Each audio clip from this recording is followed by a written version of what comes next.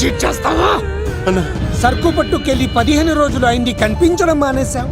వీకెండ్లని night పార్టీలని enjoy చేస్తున్నావా? అదేం లేదన్నా. మరి అది డబ్బులేవి? ఈ లీకర్ శంకర్ నీకు ఎలా కనబడుతున్నాడ్రా? మా అమ్మకి ఓపెన్ హార్ట్ సర్జరీ అయిందన్నా. డబ్బు మొత్తం ఖర్చు అయిందన్నా. 2 రోజులు టైం అన్నా. బాబ్జీ, మనం చేసే వ్యాపారం ఆరోగ్యం పాడు చేసేదే కానీ బాగు చేసేది కాదరా. 2 రోజులు టైం ఇవ్వన్నా, డబ్బు మొత్తం కట్టేస్తాను. ప్లీజ్ అన్నా. వీడిని తీసుకెళ్లి హాస్పిటల్ దగ్గర జాగ్రత్తగా దించే. తీసుకోబోరా. థ్యాంక్స్ అన్నా. రేయ్, వాడిని తీసుకెళ్లి వాడి పిల్లని తీసుకొచ్చి ఇక్కడ పెట్టు. అప్పుడు వాడికి డబ్బులు ఇవ్వాలన్న సంగతి బాగా గుర్తుంటుంది. బాబ్జీ, 2 రోజులు కాదు, 2 నెలలైనా టైం తీసుకో. అన్నా, జనాలకేమో మన కంపెనీ చీప్ లిక్కర్ తాపుతావు, నువ్వు మాత్రం ఫారెన్ సరుకు తాగుతున్నావేమన్నా? అది వ్యాపారం, ఇది ఆరోగ్యం. ఏంటి లాయర్, మన కేసులో ఎంతవరకు వచ్చాయి? అన్నా, నీకు విషయం చెప్పాలన్నా. అంటే ఈ ఆగస్టు 15న చల్లపల్లి జైలు లేరు అన్నేమన్నా జెండేరానా? అన్నా, నేను చెప్పేది కాస్త సీరియస్ గా వినన్నా. సరిపోతుందా? ప్రభుత్వం ఆ రోజు రాష్ట్ర వ్యాప్తంగా 162 మంది ఖైదీలను విడుదల చేస్తోంది.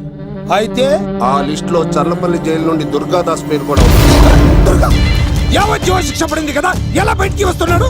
సత్ప్రవర్తనతో రావటానికి వీల్లేదు. ఇంకో కేసు వాడి మీద పెట్టు. అరే రాలేదు రాని అన్న అని జైలు బయటనే కూర్చోసా. ఆడుకునే పులి జోలికలు ఏమనదు, కానీ ఆకలితో ఉన్న పులి జోలికెళ్తే చంపేస్తుంది. వాడు ఆకలితో ఉన్న పులిరా. అలాంటి ఆకలితో ఉన్న పులికి జింకను బోన్లో పెట్టి ఎరవేస్తే అవునన్నా, ఈ ప్రపంచంలో పగన ఆపేది ఒక్క ప్రేమే. ప్రేమ? నీ మీద వాడుకున్న పగ చల్లారాలంటే వాడి మనసులో ఉన్న ప్రేమను పట్టుకో. అప్పుడే నీ ప్రాణాలు పోకుండా ఉంటాయి. ప్రేమ?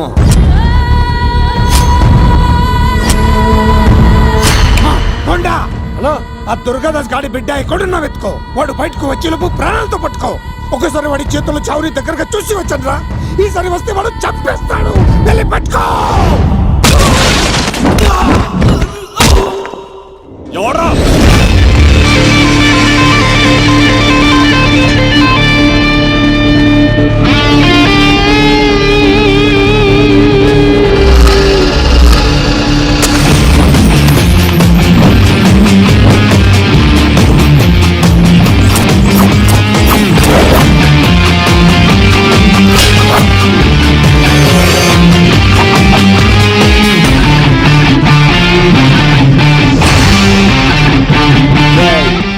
పాండోవడ్రా ఇక్కడ. చిందేయాలంటే చిరంజీవి, డైలాగ్ చెప్పాలంటే ఎన్టీఆర్, ఫైట్ చేయాలంటే ప్రభాస్, తుమ్ము లేపాలంటే కత్తిసీనో. ఒరే దూరదర్శన్, విత్ వెపన్స్ తో వచ్చా, ఓడేసుకున్నా రండ్రా. అబ్బో, ఇది కొంచెం తేడా కానీ మనం కడుగుతే ఏం చెప్పు.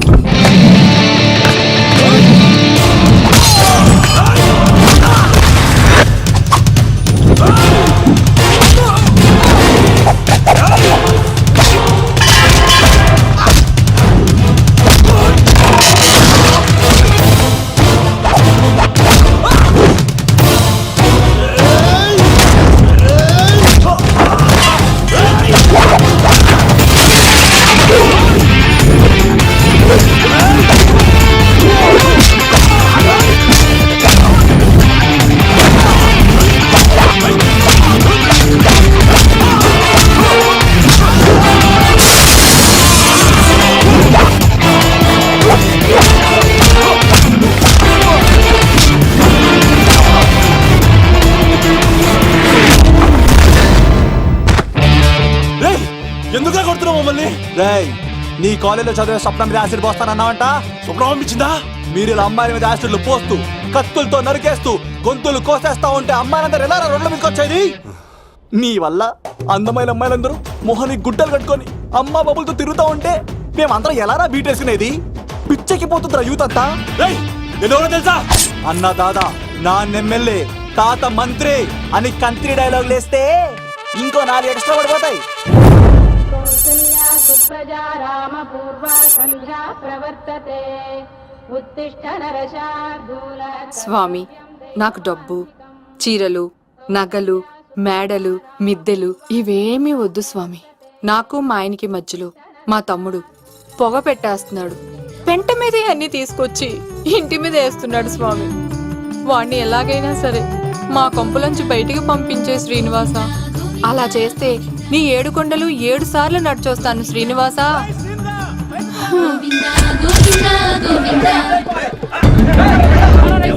ఏమైంది అన్నయ్య గారు? బాగుందమ్మా, నువ్వు అన్నయ్య అని పిలుస్తున్నావు, నీ తమ్ముడు నన్ను మామయ్య అని పిలుస్తున్నాడు. ఏ వరుస కన్ఫర్మ్ చేసుకోమంటావమ్మా? క్షమించండి అన్నయ్య గారు. క్షమించడాలు మన్నించడాలు లేవమ్మా, బయటకు రమ్మన్నా విధవని. మీరేమనుకోకండి. పిలిచారా ప్రెసిడెంట్ గారు? ఏంటి కాలనీ అంతా మా కొమ్మ మీదకి వచ్చారు? చందాల కోసమా? ఏమే ఓ 10 రూపాయలు పడే. ఏమండి శిలాపాలకం మీద నా పేరు కూడా చెక్కించండి. గ్యాప్ ఉంటే మా బామ్మర్ది పేరు కూడా చెక్కించండి. నేను వచ్చింది చందాలకు కాదురా, నీ బామ్మర్దిని చంపడానికి. ఏం చేశాడండి మావాడు? మా అమ్మాయికి లవ్ లెటర్ ఇచ్చాడు. పోన్లేండి, అమాయకుడు ఈ లోకంలో ఎలా బతుకుతాడు అనుకునేవాడిని. వాడు పెద్ద మనిషి అయ్యాడు ప్రెసిడెంట్ గారు. వాడు అమ్మాయి కూడా ఏంట్రా? ఎవడైనా లవ్ లెటర్ అమ్మాయికి రాస్తాడు, వాడు నాకు రాస్తాడు. మీకు రాశాడా? లేటుగా కన్నా అందమైన కూతుని కన్నావు, ఈ లెటర్ మీ అమ్మాయికి మామయ్య అని నాకు ఇచ్చాడు. మా వాడు తేడా అండి. ముందాన్ని పిలవరా బయటికి. అది కాదు అది కదా అన్నయ్య గారు. ఉండే నా వరుసే కన్ఫర్మ్ చేసుకోండి. ఆ అమ్మాయి అదృష్టవంతురాలు, వీధిలోనే మంచి సంబంధం దొరికింది. వచ్చే నెల కళ్యాణమస్తు కార్యక్రమంలో కొండ మీద పెళ్లి చేద్దాం. రేయ్, నువ్వు బావవా బ్రోకర్వా? అరే నీ బామ్మర్ది ముఖానికి ఒక లెటర్. రేయ్, నా బామ్మర్దిని అంత మాట అంటారా? నా పెళ్ళనన్నా పర్లేదు కానీ రేయ్ నువ్వు ఇవాళ నా చేతులు తెచ్చు. రేయ్, తెలిసిన కుర్రాడు మోటార్ బైక్ మీద లిఫ్ట్ ఇస్తానంటే మీ కూతురు ఎక్కించరా? ఆటోడికి డబ్బులు ఇచ్చి మరీ ఎక్కిస్తారు. ఎలాగిచ్చాను అటాక్? చిచ్చి, సిగ్గులేని జన్మ. నీ జన్మ గురించి నువ్వెందుకే తిట్టుకుంటా? చిచ్చి, నడి రోడ్డు మీద పరువు తీసేస్తాడు. తల్లి లేని పిల్లోడు కదా అని పెంచితే ఇంత క్షోభ పెడతాడా? తండ్రి అలా తయారయ్యాడు, వీడు ఇలా తయారయ్యాడు, మీరు ఇలా తయారయ్యారు. ఇదిగో ఇప్పుడే చెప్తున్నాను, ఈ రోజు నుంచి వాడి ఇంట్లో ఉండడానికి వీల్లేదు. నీ నిర్ణయం ఇదే అయితే నేను నా బామ్మర్ది పుట్టింటికి వెళ్ళిపోతాను. ఆగండి, మీరు ఎక్కడికి వెళ్తున్నారు? పదండి ఇంట్లోకి. మరి నా బామ్మర్ది? ఇద్దరు కలిసి తగలడండి. బావా ఆ కూరలేదు కదా, బీరేసేద్దంతా. వెయ్యను. ఎందుకు అక్కేమని తిట్టిందా? నువ్వే చూడు. చంపేస్తాను బామ్మర్ది, నువ్వు జైలుకి వెళ్తే బతకలేను. ఫోన్లే మర్యాద కూడా లెటర్ అడిగిస్తే ఆడు కూతురికి ఇవ్వకుండా ఇంటి మీదకి వస్తాడా? చచ్చిపోయాడు బావా నా చేతిలో. అంటే ఈ వావరక్షణ అంతా నా గురించి కాదా? చంపేస్తాను బావా. వద్దు వద్దు, ఆడికన్నా ముందు నన్ను చంపరా. బావా వాడు ఏమన్నాడు తెలుసా? రేయ్, నువ్వు బావవా బ్రోకర్వా? అయినా నేను బాధపడలేదు. అరే నీ బామ్మర్ది ఓ ముఖానికి. లవ్వ అన్నాడు, నా పరువు మొత్తం పోయింది. మరి ఇప్పుడు ఏం చేద్దాం? బామ్మర్ది, ఈ బావ కోసం చిన్న పని చేస్తావా? చెప్పు బావా, ఏం చేయమంటావు? వాడి కూతురి కంటే అందగత్తెని నువ్వు ప్రేమించి పెళ్లి చేసుకుని తీసుకురావాలి. ఎక్కడైతే నా పరువు పోయిందో, ఏ కాలనీ వాళ్ళ దగ్గర నన్ను నా బామ్మర్దిని చీకొట్టాడో, అదే కాలనీలో ఆ ప్రెసిడెంట్ గారి ముందు నేను కాళ్ళు రగరేసుకుని తిరగాలి. అప్పుడు దాకా నేను కాళ్ళరున్న చొక్కాలు వేసుకోవాలి. ఎంత రిస్క్ అయినా సరే ముంబై వెళ్ళి దేవ్ కూతుర్ని ప్రేమించి పెళ్లి చేసుకుని తీసుకురా.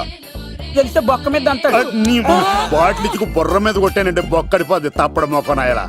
చెప్పా మర్ది, నువ్వు నా కోసం చేస్తావా చేయవా? నా బావ కళలో ఆనందం చూడడానికి ఈ బామ్మది ఏమైనా చేస్తా.